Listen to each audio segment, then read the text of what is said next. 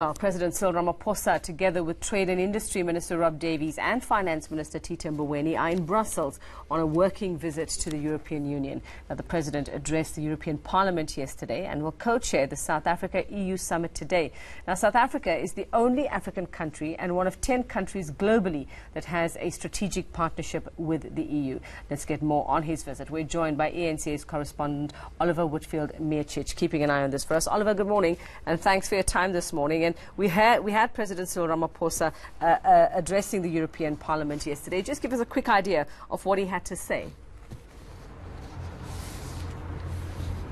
Well, probably the biggest takeaway from that was about land expropriation. Before he even got into the Parliament, he was already asked about it, about those plans by the South African government to potentially change the constitution to requisition land. He was already asked by a journalist before he went in, and then he addressed it as well during his speech, saying that if it goes ahead, it will be in line with the Constitution and in line with the law, and as well it will also be in line with the teachings of Nelson Mandela, so it will be fair and it will respect people's human rights. Now, that has caused concern here in the European Parliament as well as in Brussels, because people believe, or MEPs believe here, that it could potentially be dangerous for people's human rights. There's been a fact-finding mission to South Africa to find out more information by those members of European Parliament, and questions have been tabled within the Parliament building.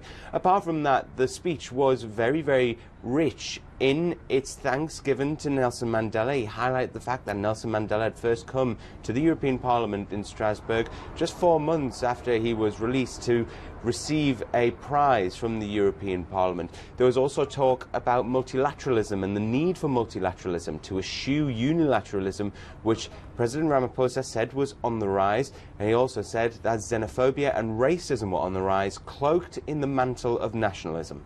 Okay, so the land issue, which I think he brought up right up front, understanding, I suppose, that it will be a concern among leaders there. Now, this summit today, Oliver, undoubtedly land will form part of the discussions. Also comes amid the latest developments with Brexit, so that those two things, I'm assuming, will be high on the agenda.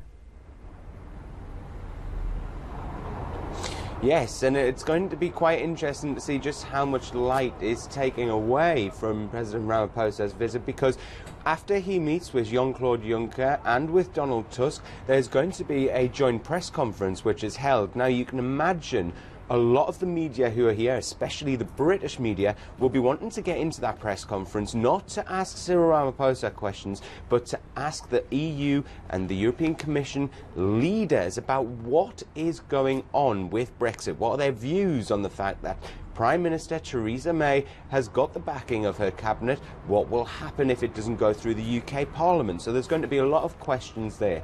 But apart from that, the real aim of President Ramaphosa's visit here is to try and get as much business as possible and inward investment to South Africa.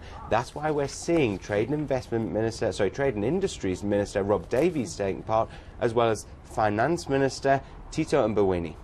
And, I mean, we know, yes, those things will be high on the agenda, Oliver, but let's also just talk about what he had to say about migration. And we know that that is a particular hot potato there in the European Union. We also have issues here when it comes to our neighbours. So is there a possibility that that is also going to be part of today's discussions and how the continents are dealing with this?